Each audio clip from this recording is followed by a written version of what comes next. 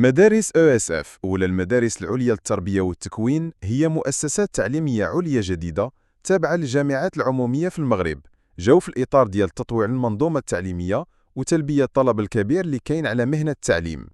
هاد المدارس كتكون طلبة في العلوم التربوية وكتوجدهم باش يدخلوا للتعليم سواء الابتدائي ولا الثانوي. باش تدخل لمدرسة ESF خاصك تكون حاصل على شهادة الباك، وممكن تدفع حتى بعد ما كدير إجازة.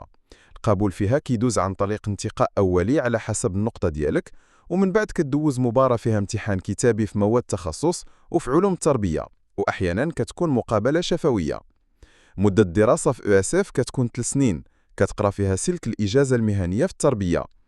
كتقرا مواد تخصصك بحال الرياضيات، الفيزياء، الفرنسية، العربية، الإنجليزية، علوم الحياة والأرض على حساب المسلك اللي اختاريتي، وكتزاد عليهم مواد في علوم التربية، البيداغوجية، التواصل والتكوين التربوي، وكتدوز تداريب تطبيقية في المؤسسات التعليمية باش تكتسب تجربة في ميدان القسم.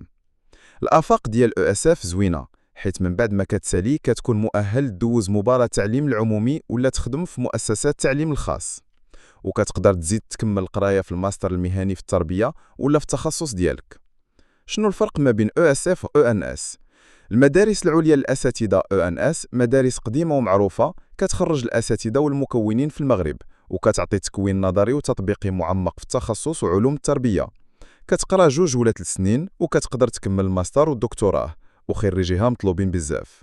أما ESF فهي مؤسسات أحدث شوية، ولكن كتبقى في نفس المجال، غير هي مركزة بزاف على برامج الإجازة المهنية في التربية، وكتوجد طلبة مباشرة لمهنة التعليم خصوصا في مستوى الابتدائي والثانوي. في الخلاصة ENS كتكون فيها برامج أقدم متنوعة، وبعض المدارس فيها مسالك المهندسين وحتى البحث العلمي، والآفاق ديالها أوسع شوية. ESF كتخدم في الإطار ديال إصلاح التعليم، مركزة أكثر على التكوين التربوي العملي وعلى الإجازة المهنية، وباغية تسد الخصاص اللي كاين في التعليم. الاختيار بيناتهم كيرجع للرغبة ديالك وشحال من الساعات تخدم في المجال التعليمي وباش باغي توصل. بجوج مؤسسات زوينين وكيعطيوك تكوين في مهنة نبيلة ومستقبلها مستقر.